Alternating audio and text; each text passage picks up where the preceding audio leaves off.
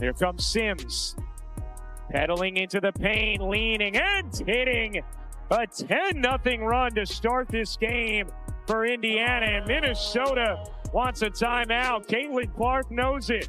What if the injury that was supposed to destroy the Indiana Fever season actually saved it? When Caitlin Clark went down, the league wrote them off, but inside the locker room, after their third straight impossible win, veteran Kelsey Mitchell uttered 4 simple words that exposed a terrifying truth about this team. Those words revealed that the Fever aren't just surviving without Clark, they're evolving into something far more dangerous. If you're ready for the playoffs, comment Fever Rising down below. Let's get into it. I know a lot of people will talk about Nafisa not playing, but I think they're really good with or without her. You know, they're just a really great basketball team. So I think it was a big win for us because they set the bar high standard wise. We know what to expect when it comes to Minnesota Lynx, and so I think going into the playoffs, it was big for us because being able to know guarding Courtney Williams, knowing that her thing is a pull-up, knowing that now instead of not knowing that, it's big for us because we give ourselves a chance.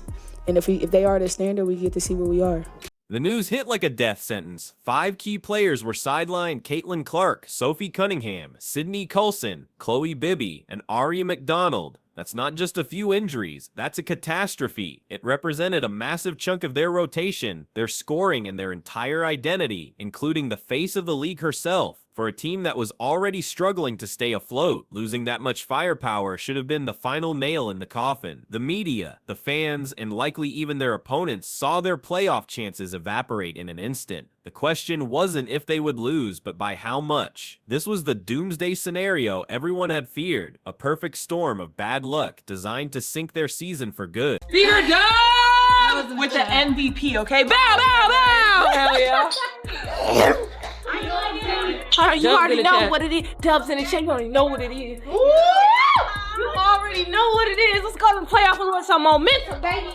But the real story started weeks earlier, in the shadows of the media circus that followed Caitlin Clark everywhere. Whispers had been circulating about a fractured locker room, a team struggling to mesh with its superstar rookie. After losing 4 of their last 5 games, those whispers grew into a deafening roar. Insiders hinted at friction between the established veterans and the new phenom. It looked like the Fever were on the verge of a total collapse, a team crumbling under the weight of sky-high expectations and potential internal turmoil. The injuries felt less like a new problem and more like the final push off a cliff they were already teetering on. Yeah, one of the things that I've been impressed with these guys since even the offseason, really the ones that I was able to work out with in the offseason, is how hard they work.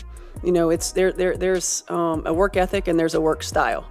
And to approach everything in the same way, to be so energetic, enthusiastic, and dedicated every day. And I felt that way in training camp too. There weren't any days where I had to bring that out of them. So I think it's the nature of the women that we've brought into this organization to continue to just bust their butts and play hard.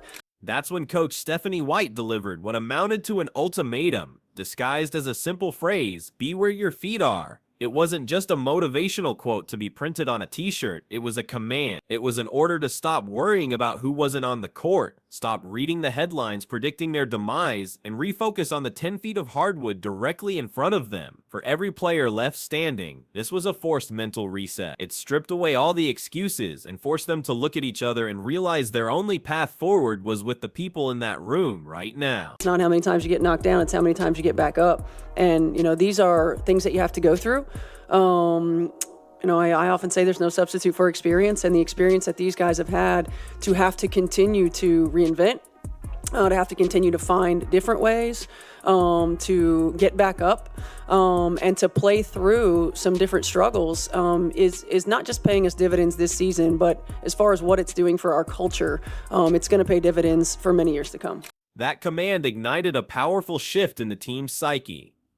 Suddenly, being written off wasn't a weakness, it was ammunition. They embraced the role of the underdog, transforming the league's doubt into their own private fuel. An us against the world mentality took hold in the locker room. Every negative prediction, every analyst who counted them out only strengthened their resolve. They knew no one was coming to save them. There was no superstar to bail them out. Victory wouldn't come from talent alone. It would have to be earned through pure grit, effort, and a collective will to prove everyone wrong. This was no longer about just winning a game. It was about defending their pride.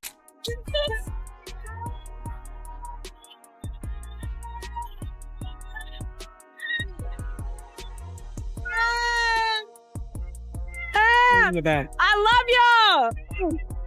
Their first test was against the formidable Minnesota Lynx, and what happened next wasn't a game, it was an ambush. Indiana stormed out to a 10-0 lead, playing with a controlled ferocity that left the Lynx completely stunned. They weren't fighting for survival, they were on the attack, dictating the tempo from the opening tip. Every loose ball was theirs, every defensive rotation was a step quicker, and every shot was taken with unwavering confidence. This wasn't a team crippled by injuries, stumbling through a game on life support. This was a team that had been unleashed by them, free from the pressure and ready to fight. Only 8 teams have ever done that. 7 of them went on to win the title.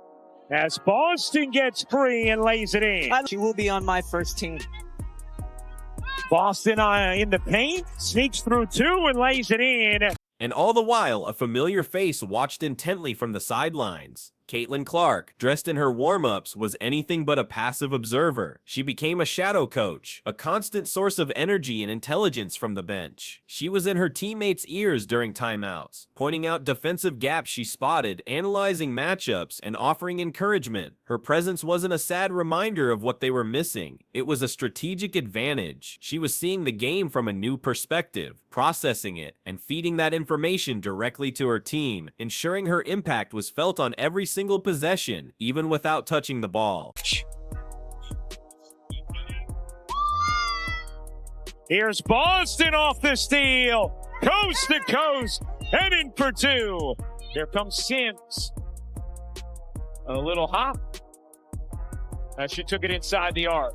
Boston able to finish. Looked like she was getting hugged, but was persistent. While the world had been mesmerized by Caitlin Clark, Kelsey Mitchell was quietly putting together the greatest scoring season in Indiana Fever history. When Clark went down, Mitchell didn't just step up. She stepped forward to reclaim her team. The two fences threw everything imaginable at her. Aggressive double teams, suffocating traps, and their most physical perimeter defenders, but nothing worked. She became the first player in franchise history to average over 20 points per game, a milestone that wasn't just about filling a void, it was about rewriting the record books and reminding the entire league that she was the original star of this show, a proven leader ready for her moment. Williams. Turner finds the cutter. Sims using the window on a really nice pass. But Mitchell's brilliance was amplified by the stunning evolution of Aaliyah Boston. No longer confined to being a traditional post anchor, Boston transformed into a dynamic offensive hub, a point center in a league that demands versatility. She began directing traffic from the high post, delivering pinpoint passes to cutting teammates and demonstrating a basketball IQ that few bigs possess. She tied her own franchise rebounding record, snatching boards with an authority that demoralized opponents. Every time she touched the ball on the block, the entire defense collapsed on her, and she expertly picked them apart, making the right play time and time again. Playing in her 8th game with the Fever, in their ever-expanding roster because of their injuries. Williams went for the steal. Powers sticks the jumper from 3. That was the clear side of the floor, and Atisha Heidemann read the defense beautifully. Howard, good position on the interior. Draws 2, kicks it out. Powers, you bet! Back-to-back 3s from Aerial Powers. Caitlin Clark, euphoric on the bench. With the two stars shining, the stage was set for the veterans to make their mark, and nobody seized the opportunity quite like Odyssey Sims. The seasoned guard came off the bench and immediately injected a dose of pure confidence into the offense, dropping a crucial 15 points. After the game, she called it a fresh start, and it was clear she meant it. She looked rejuvenated, playing with a veteran's poise but a rookie's hunger. Sims brought a steady hand to the backcourt, managing possessions with precision and giving the Fever a secondary playmaker that the Lynx were completely unprepared to handle. Mitchell draws 2 defenders, races away. Home. Steps inside and flips it in. Really patient. Odyssey Sims with 13. Kelsey Mitchell with 12. Jessica Shepard with 12. Alana Smith with 11. Here's Hull. Another. Kelsey Mitchell. Just as Minnesota clawed their way back into the game, threatening to steal the momentum, Aerial Powers delivered the dagger. With ice in her veins, she calmly drilled back-to-back three-pointers that ripped through the net with pure, unapologetic confidence. You could feel the air leave the building. Those two shots were more than just points. They were a declaration from the bench that anyone on this roster was capable of being a hero at any moment. It was the play that officially broke Minnesota's will and proved that Indiana's attack could and would come from anywhere. Tonight for Indiana, but then Bolton gives it right back, and Howard cashes in. To perform like this, but they have 5 different players almost at all times who can bring the ball up the floor. Usually 4 or 5 who are adept at making shots from deep. I mean, you just saw a big there creating her own look as well from Natasha Howard. Career high in terms of her field goal percentage, and you see her here, the little spin to the middle. That's a tough shot. Holding it all together were the unsung architects of this newfound dominance, the players whose contributions don't always show up in the highlight reels. Lexi Hull was a defensive nightmare for the Lynx, a versatile weapon who switched seamlessly onto bigger players, contested every shot at the rim, and still found ways to chip in on offense. In the front court, Natasha Howard provided the quiet, stabilizing efficiency that balanced the floor. She hit timely shots, battled relentlessly on the glass, and did the dirty work that allowed Aaliyah Boston to flourish. Their gritty, thankless effort was the steel backbone of the team's relentless energy.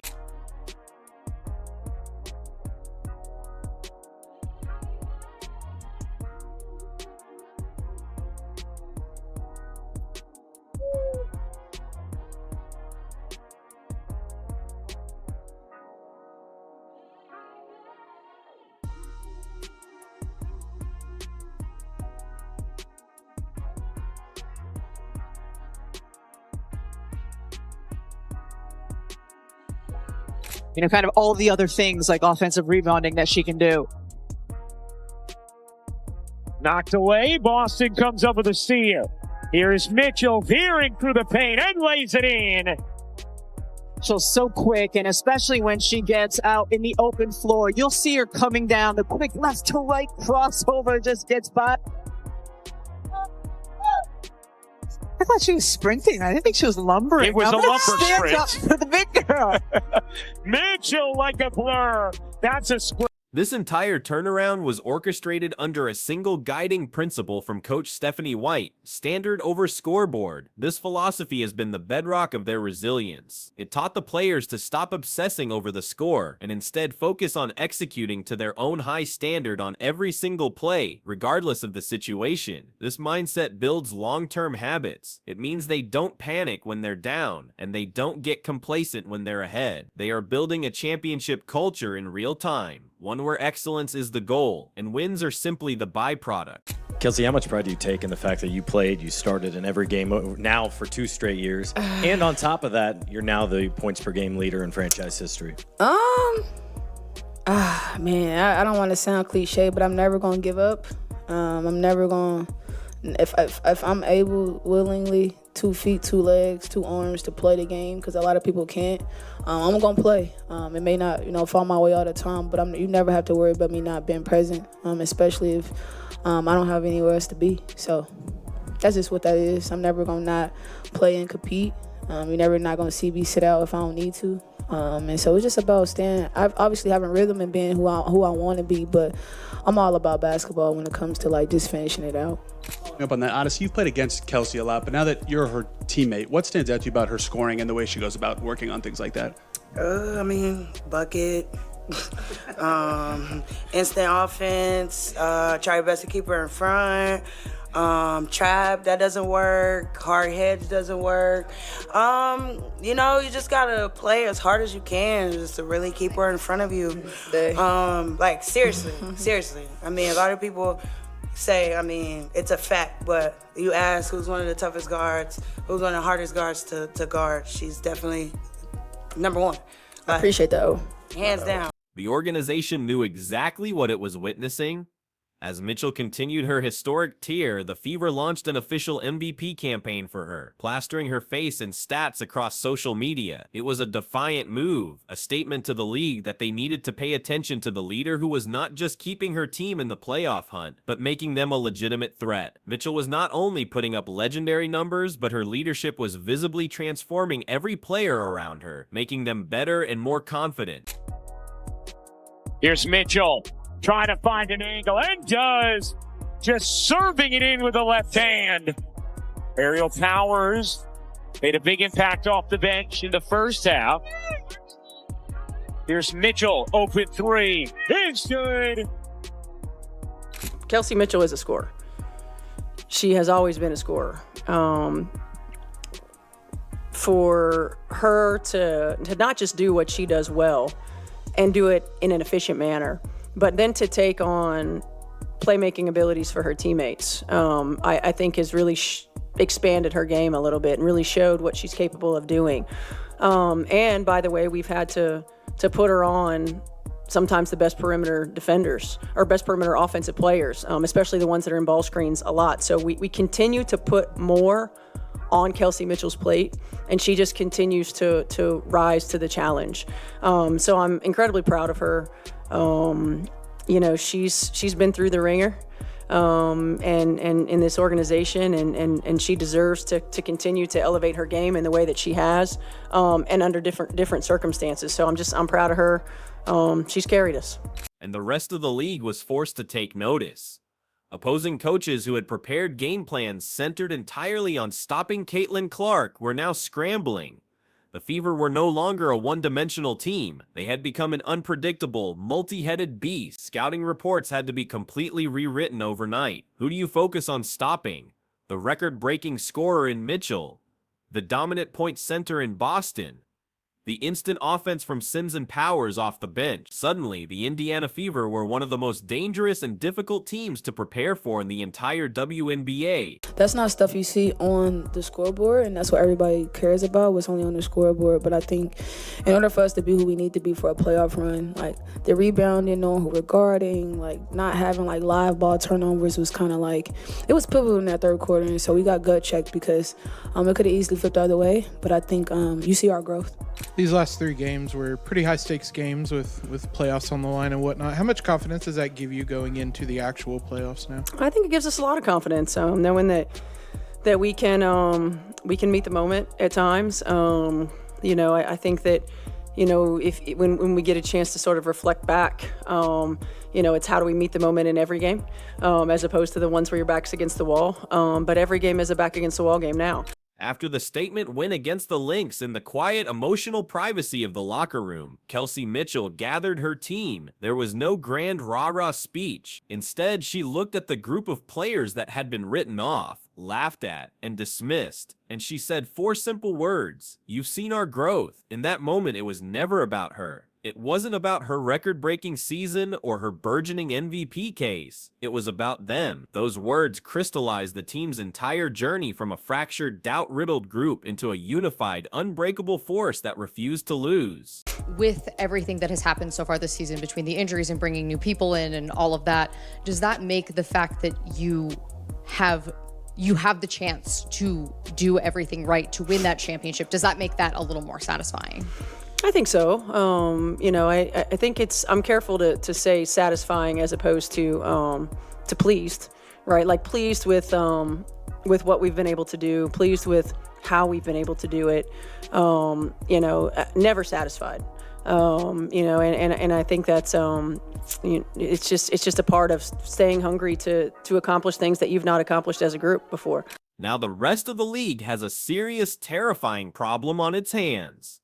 This Indiana Fever team isn't just a feel-good story anymore. They've secured their first winning record in nearly a decade, and they did it while facing catastrophic injuries. Their rookies and role players are now battle-tested playoff performers. The chemistry is undeniable, and their leader is playing the best basketball of her life. When Caitlin Clark returns, she won't be rejoining a team that needs her to save them. She'll be joining a monster. If you're fired up for what this team is building, like, subscribe, and hit the notification bell. Then click the video on your screen to see what's next.